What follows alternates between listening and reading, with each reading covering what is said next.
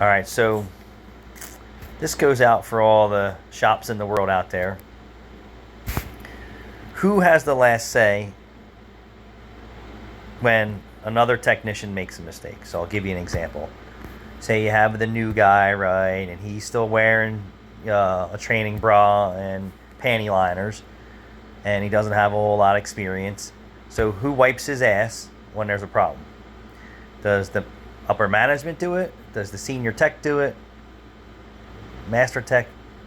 Who does it? Even in a dealership. So you have a bunch of uh, C-techs doing general maintenance and things like that. Pep Boys calls them customer service, whoever, put wiper blades on, rotate tires, oil changes, filters and shit like that. So say they screw that up, right?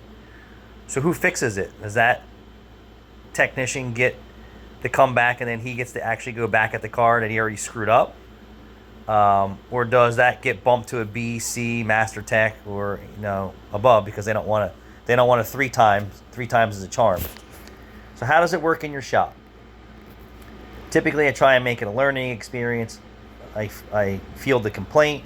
If there's a complaint, I find out if it's authentic, meaning was it something because we are the team, right? We together, we did something wrong, or is it I did something wrong, or is it the technician did something wrong? Who did something wrong? Is it a part failure? What the case may be. Does that technician who gets the red flag, we'll call it, he did the job, something's not right, the customer's not happy, does he get back on that job, or does it go right up to the top of the ladder where the master tech or shop foreman or somebody else gets involved? Let me know how it works in your shop, specifically the dealership, because they got a lot of greenhorns out there and you can't tell me they don't have their fair share of comebacks, on top of Ford having the worst reputation for quality in the world. That's documented. But somebody let me know. Thanks for watching.